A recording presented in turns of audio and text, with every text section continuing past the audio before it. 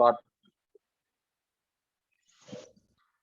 Selamat pagi, Pak Cepi dan Prof.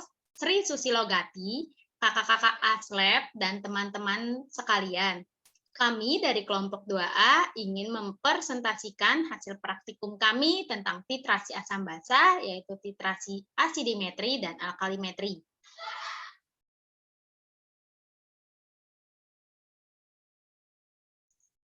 Pertama-tama, izinkan saya memperkenalkan anggota kelompok 2A. Yang pertama ada saya sendiri, yaitu Jelita Marisa Lalus dengan NIM 4311421015. Yang kedua ada Asrifa Sakta Ardini dengan NIM 4311421032. Dan yang terakhir ada Dimas Aryo Wibowo dengan NIM 4311421046. Tujuan praktikum pada praktikum titrasi kali ini yang pertama yaitu mahasiswa dapat menjelaskan proses titrasi asidimetri dan alkalimetri. Yang kedua, mahasiswa mampu menghitung kadar cuplikan pada titrasi asidimetri dan alkalimetri. Landasan teori. Analisis kuantitatif adalah bidang analisis yang bertujuan untuk mengetahui suatu kuantitas atau jumlah zat yang terkandung pada suatu sampel. Titrasi termasuk salah satu teknik analisis kimia kuantitatif yang digunakan dalam menentukan kadar suatu senyawa tertentu. Titrasi merupakan suatu proses analisis di mana suatu volume larutan standar ditambahkan ke dalam larutan dengan tujuan mengetahui komponen yang tidak dikenal. Titrasi asam basa melibatkan asam maupun basa sebagai titran atau titer dan titrat. Titran atau titer adalah larutan yang digunakan untuk menitrasi. Biasanya sudah diketahui secara pasti konsentrasinya. Yang biasanya ditempatkan di dalam buret. Dan untuk titrat adalah larutan yang dititrasi untuk diketahui konsentrasinya yang biasanya ditempatkan di dalam labu Erlenmeyer. Next. Titrasi asidimetri. Titrasi asidimetri merupakan suatu metode pengukuran kadar kebasaan suatu zat dengan menggunakan larutan asam sebagai standar. Contoh larutan standar asam yang sering digunakan adalah asam klorida atau HCl dan asam sulfat atau H2SO4. Next. Titrasi alkalimetri.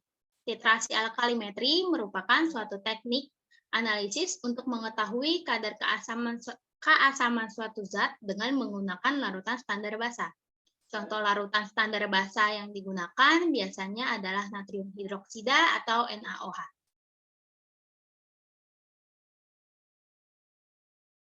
Untuk pemaparan materi selanjutnya akan dijelaskan oleh Dimas. Baik, terima kasih atas waktunya. Di sini saya akan menjelaskan materi tentang alat dan bahan yang digunakan dalam titrasi asam basa, asidimetri, dan alkalimetri. Untuk alat-alat yang digunakan dalam titrasi asidi dan alkalimetri ini yaitu buret, labu Erlenmeyer, labu takar, pipet volumetrik, pipet tetes, dan juga beker glass. Untuk bahan-bahan yang digunakan dalam titrasi ini yaitu larutan HCl pekat, natrium tetraborat, NaOH, larutan asam oksalat, larutan karbonat bikarbonat, larutan asam cuka, indikator indikator PP, dan MO. Dan juga digunakan Aquades. Next. Selanjutnya yaitu cara kerja. Untuk cara kerja pembuatan dan standarisasi larutan HCl yaitu yang pertama, dihitung molaritas atau normalitas larutan HCl pekat. Yang kedua, labu takar diisi dengan Aquades dan ditambahkan HCl secara sedikit demi sedikit.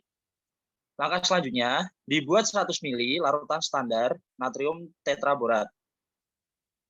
Langkah selanjutnya yaitu Erlenmeyer diisi 10 ml larutan natrium tetraborat, lalu ditambahkan indikator sekitar 3-4 tetes. Langkah selanjutnya, dititrasi dengan larutan HCl yang akan distandarisasi. Dan untuk langkah yang terakhir yaitu titrasi 3 kali dan dihitung konsentrasi HCl tersebut. Next.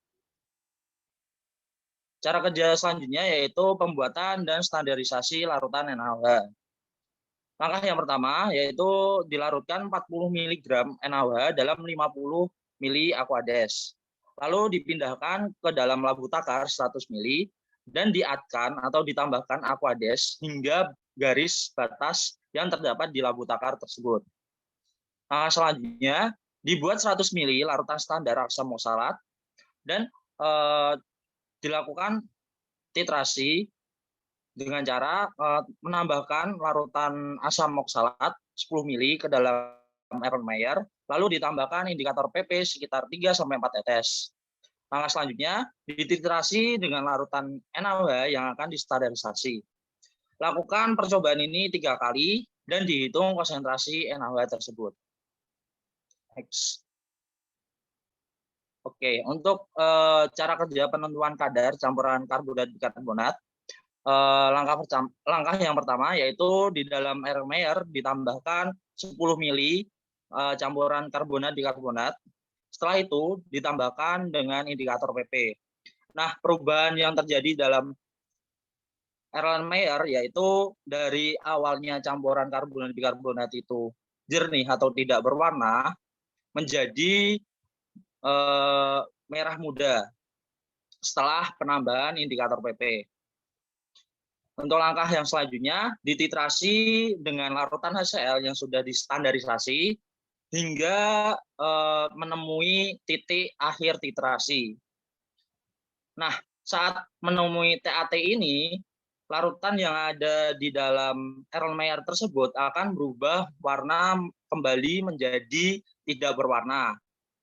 Setelah sudah TAT atau titik akhir titrasi, ditambahkan dengan indikator MO, dan perubahan yang terjadi di dalam Erlenmeyer tersebut berubah warna menjadi kuning setelah ditambahkan indikator MO tersebut.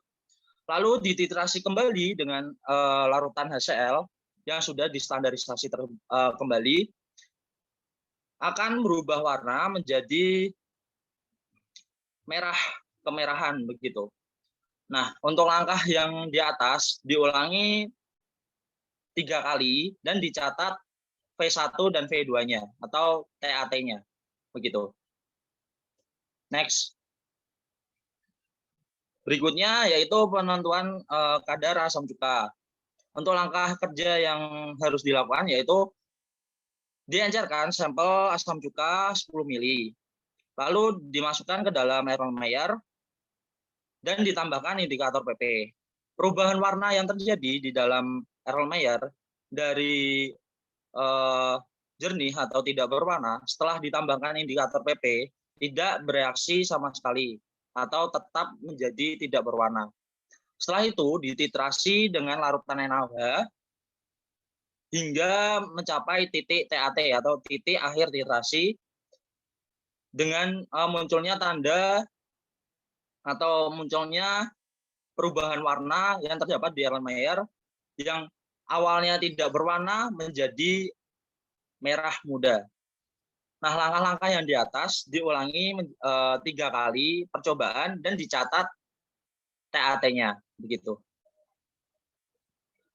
Nah, untuk materi selanjutnya akan dipaparkan oleh teman saya, Asrifa. Baik, terima kasih atas kesempatannya. Untuk berikutnya, saya akan menyampaikan perihal data pengamatan. Next. Nah, yang pertama yaitu data pengamatan pada percobaan asidimetri. Untuk perubahan warna setelah 3 kali perulangan titrasi dari masing-masing anggota adalah sebagai berikut. Pada indikator PP, warna larutan sebelum dititrasi dengan HCl dan sudah ditambahkan indikator PP adalah berwarna merah muda. Kemudian sudah dititrasi dengan HCl, larutan berubah menjadi tidak berwarna. Sedangkan pada indikator MO, warna larutan sebelum dititrasi dengan HCl dan sudah ditambahkan indikator MO adalah berwarna oranye. Kemudian sudah dititrasi dengan HCl, larutan berubah menjadi warna merah. Untuk volume yang didapatkan setelah larutan mencapai titik akhir titrasi dan 3 kali percobaan diperoleh hasil yang cukup beragam, baik dari indikator PP maupun dari indikator MO. Sehingga diperoleh rata-rata volume 1 untuk indikator PP sebesar 2,76, sedangkan rata-rata volume untuk indikator MO sebesar 8,67 mili. Next. Dan yang kedua itu adalah data pengamatan untuk percobaan alkalimetri. Untuk perubahan warna setelah 3 kali perulangan titrasi dari masing-masing anggota, yaitu Asrifa, Jelita, dan Dimas, didapatkan bahwa warna larutan sebelum dititrasi dengan NaOH dan sudah ditambahkan indikator PP adalah tidak berwarna. Kemudian sudah dititrasi dengan NaOH, larutan berubah menjadi warna merah muda. Volume yang didapatkan setelah mencapai titik akhir titrasi dan 3 kali percobaan diperoleh hasil 9,47 mili, 9,78 mili, dan 9,48 mili, sehingga diperoleh rata-rata volumenya adalah 9,57 mili. Next. Yang untuk selanjutnya adalah analisis data. Untuk data yang pertama adalah untuk percobaan asidimetri untuk menentukan persentase kadar karbonat dan campuran karbonat dan bikarbonat. Berdasarkan tabel data sebelumnya diperoleh volume 1 rata-rata adalah 2,75 mili dan V2 rata-ratanya sebesar 8,67 mili. Diketahui bahwa normalitas HCl adalah sebesar 0,0917 N. Untuk karbonat dengan rumus kimia Na2CO3 memiliki volume awal 10 mili, elektron valensinya 2, V1 rata-ratanya 2,75 mili, V2 rata-ratanya adalah 8,67 mili.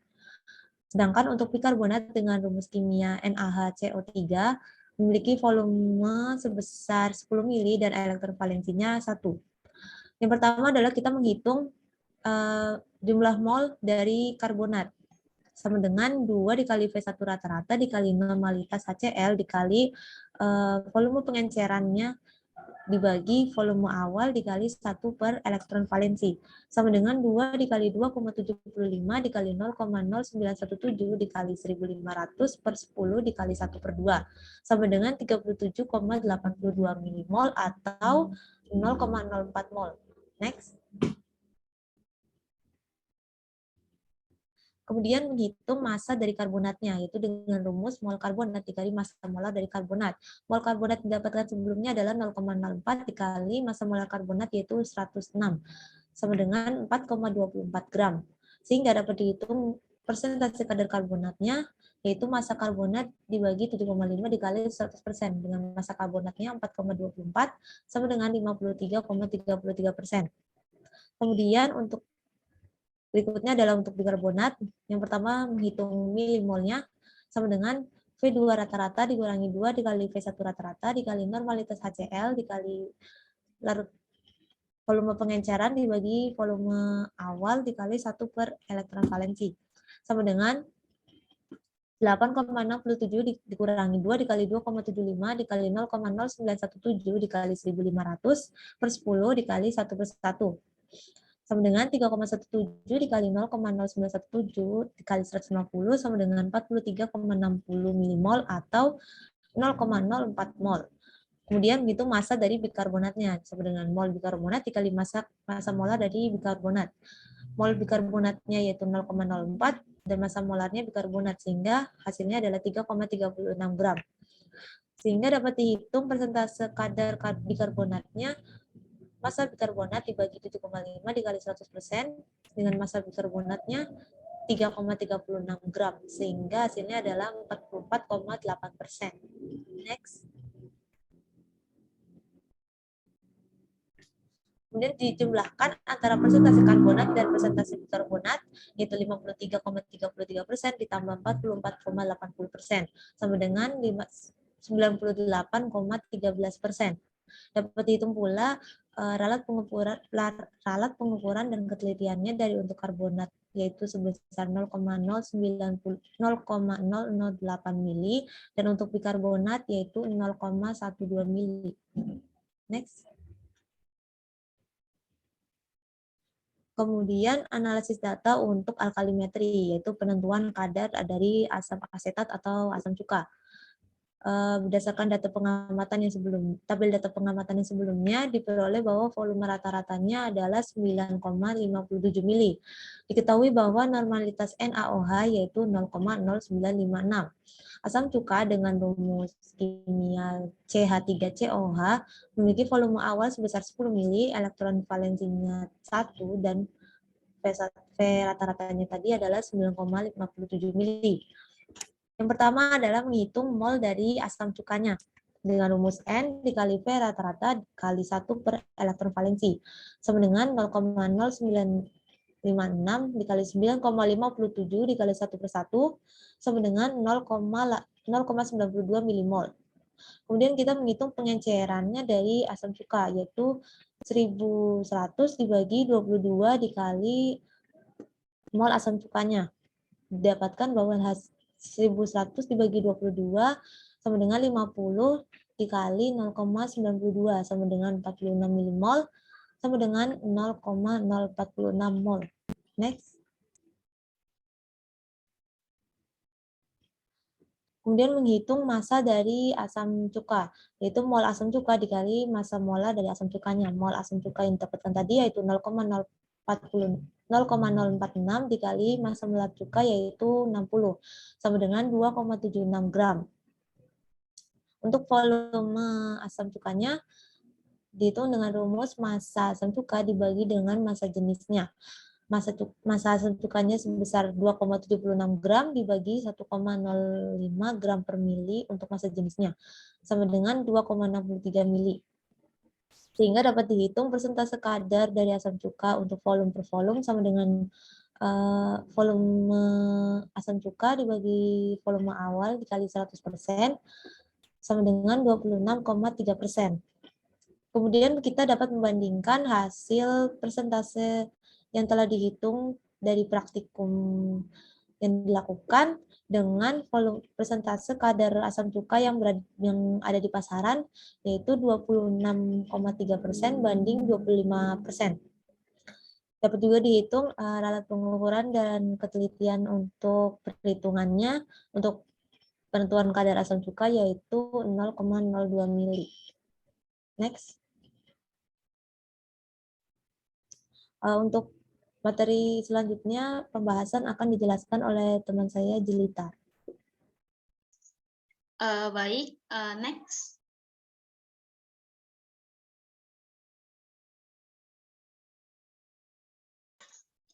Pada praktikum ini telah dilakukan titrasi volumetrik yang terdiri dari titrasi asidimetri dan alkalimetri.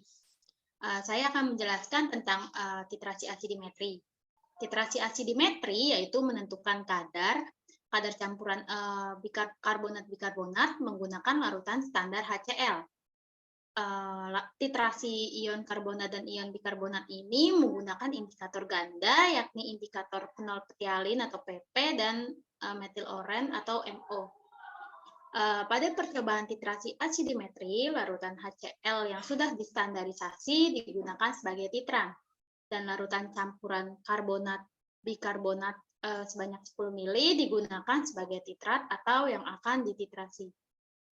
Larutan campuran karbonat bikarbonat diberi indikator PP, sehingga akan mengalami perubahan warna dari tak berwarna menjadi merah muda, dikarenakan indikator PP hanya akan mengalami perubahan warna ketika dalam lingkungan basah. Persamaan reaksinya yaitu sebagai berikut.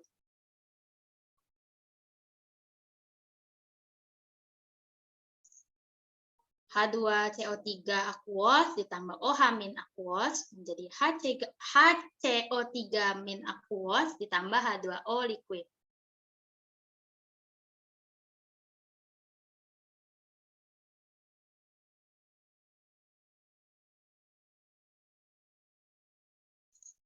Larutan campuran karbonat bikarbonat yang telah diberi indikator PP tersebut kemudian dititrasi sehingga akan mengalami perubahan warna dari merah muda menjadi tak berwarna kembali, atau dengan kata lain dinetralkan kembali karena indikator PP tak berwarna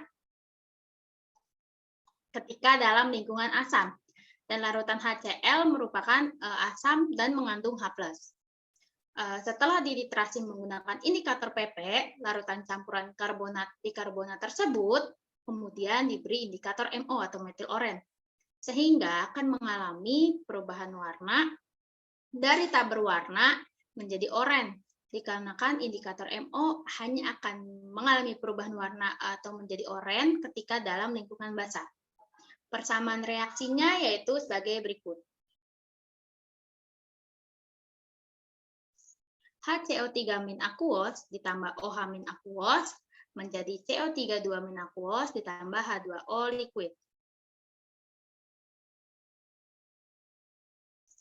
Kemudian larutan campuran karbonat bikarbonat yang telah diberi indikator MO tersebut dititrasi sehingga mengalami perubahan warna dari orange menjadi merah.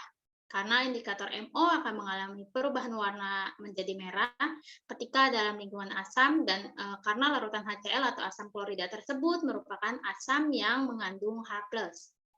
Untuk pembahasan mengenai titrasi alkalimetri akan dijelaskan oleh Dimas. Baik, terima kasih waktunya. Di sini saya akan menjelaskan pembahasan dari praktikum atau titrasi alkalimetri.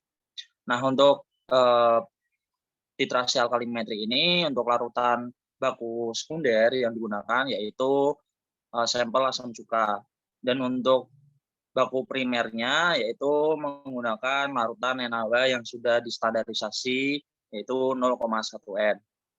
Nah, untuk alkalimetri sendiri menggunakan indikator tunggal yaitu menggunakan indikator fenolphthalein atau bisa disebut juga indikator PP. Saat dititrasi atau sebelum dititrasi, larutan dimasukkan ke dalam Erlenmeyer, larutan asam cuka 10 ml dimasukkan ke dalam Erlenmeyer. Setelah itu ditambahkan indikator PP. Saat penambahan indikator PP tersebut tidak terjadi perubahan warna, dikarenakan indikator PP akan berubah warna jika berada di lingkungan basah, seperti yang dijelaskan oleh teman saya, Jelita Marista Lalus, bahwa indikator PP ini akan berubah warna jika berada di lingkungan basah. Nah, setelah ditambahkan indikator PP, langkah selanjutnya yaitu dititrasi dengan larutan NaOH. Nah, saat dititrasi ini terjadi perubahan warna saat mendekati atau menyentuh di TAT atau titik akhir titrasi. Nah, saat perubahan warna saat TAT ini terjadi perubahan warna yang semulanya tidak berwarna menjadi merah muda. Untuk persamaan reaksi yang terjadi yaitu NaOH ditambah CH3COOH aquos menjadi CH3COONA aquos plus H2O liquid. Materi selanjutnya akan dipaparkan oleh teman saya, Asrifa Sapta Dini. Baik, terima kasih. Jadi untuk kesimpulan yang dapat diperoleh dari praktikum titrasi asidimetri dan alkalimetri yang telah dilakukan. Yang pertama ini mengenai proses titrasi asidi alkalimetri. Dari praktikum titrasi asidimetri yang telah dilakukan, dapat disimpulkan bahwa larutan HCl yang sudah distandarisasi digunakan sebagai titran dan larutan campuran karbonat bikarbonat sebanyak 10 ml yang telah diberi indikator PP dan indikator MO digunakan sebagai titrat untuk dititrasi untuk mencapai titik ekuivalen saat mengalami perubahan warna sehingga didapatilah titik akhir titrasi atau TAT. Sedangkan untuk praktikum titrasi alkalimetri dapat disimpulkan bahwa larutan NaOH yang sudah yang sudah distandarisasi digunakan sebagai titran, dan larutan asam cuka atau asam asetat sebanyak 10 mili yang telah diberi indikator PP digunakan sebagai titrat dan dititrasi untuk mencapai titik ekuivalen saat mengalami perubahan warna sehingga didapati titik akhir titrasinya. Kemudian yang kedua adalah hasil perhitungan kadar cuplikan pada titrasi asidimetri dan alkalimetri. Nah, dalam praktikum ini telah dilakukan analis data untuk menghitung persentase kadar yang kemudian didapati hasil perhitungan kadar untuk campuran bikarbonat dan bikarbonat yaitu sebesar 98,13% dan hasil perhitungan persentase kadar untuk asam cuka atau asam asetat yaitu 26,3%. Di mana hasil untuk persentase kadar asam cuka ini tidak sesuai dengan teoritis karena terdapat kesalahan dalam melakukan praktikum. Next. Nah, berikut ini adalah sumber-sumber referensi yang kami gunakan dalam menyusun laporan praktikum untuk titrasi asidimetri dan alkalimetri. Sekian dari saya kembalikan ke Jelita. Baik, demikianlah presentasi dari kelompok kami mengenai praktikum titrasi asidimetri dan alkalimetri. Apabila terdapat kesalahan dalam penyampaian materi, mohon maaf dan terima kasih atas perhatiannya. Selamat pagi.